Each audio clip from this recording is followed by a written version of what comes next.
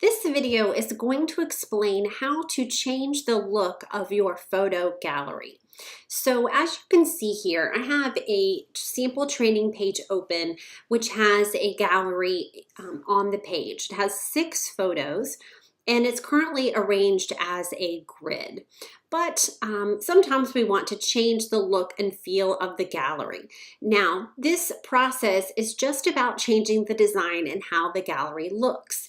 If you need to add or remove photos in your gallery, please watch that particular video which explains that process. But in this case, we just want to change the look of the gallery.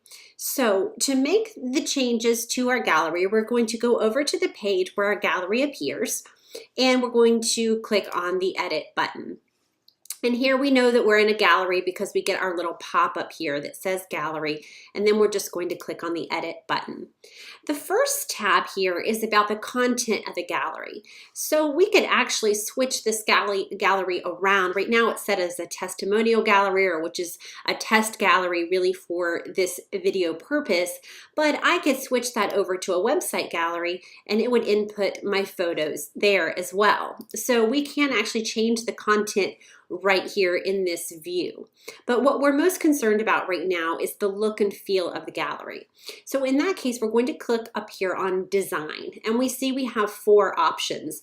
And then depending on which option we choose, we have different settings that are available to us.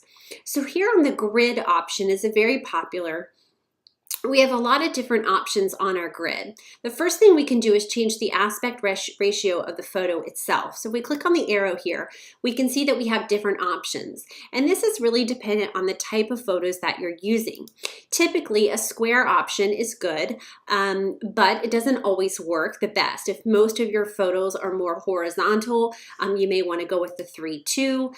You can also do a very wide screen, which of course stretches the images a little wider. So you really have a lot of options here. So play around with that and choose the one that looks best with your photos. You can also choose to crop or not crop the images, and that again is just going to change the look and feel of the image, so it's totally up to you. Now in this case, I wouldn't want cropped, because if you look at this photo right here, you can see it shows all 3 devices, but when I have it crop the image to square, it cuts those off. So in this case, that would not be a good option for me.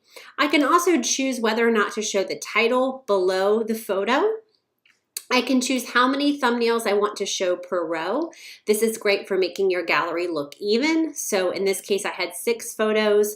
By doing 3 per row, it's really going to make that look more even, but I could even switch it up and put all 6 on one line. So we just have to slide the circle left or right to increase. And then we can also change the padding in between the photo, giving it a little more of a border. And then in this option, in the grid option, if your photos themselves have a link, we can choose to open those links in a new window, which is very helpful. But we have some other design options as well. For example, if I click on slideshow, it opens the photo, obviously in a slideshow manner. Now I can go ahead and make it automatically transition between photos. I can add the arrows here to the left and to the right, so somebody could navigate on their own. I can choose whether or not to have the thumbnail strip here at the bottom by turning that on or off. I can also show the title and description of the photo and choose where that is displayed. Again, links in a new window. So we have a lot of options in the slideshow design function there. I can also choose carousel, which is also a slider, just arranged a little differently. The best thing about the carousel is that we can adjust the height. And so we do not have that option in the slideshow design, but we do have it here in the carousel. So that's really a benefit to choosing that one. And again, we could add the arrows and have some other design preferences here as well. And then the last option is the stacked option, and that is just what it is. It stacks the photos one on top of each other. We don't have a lot of controls here. It does make the blocks pretty large. but it may be right for your site depending on what kind of gallery you have. So again, when we're ready to change the gallery, we head over to the page where the gallery appears. We click Edit on the gallery itself, and then we go up to Design and experiment with our different design options. When we're all done styling our gallery, I'll just go ahead and expand this back to 6 per row. We just simply hit apply and we have changed the look and feel of our gallery. I hope this training video was helpful. Remember, you can always access Squarespace support 24/7 at support.squarespace.com. It's included in your annual subscription.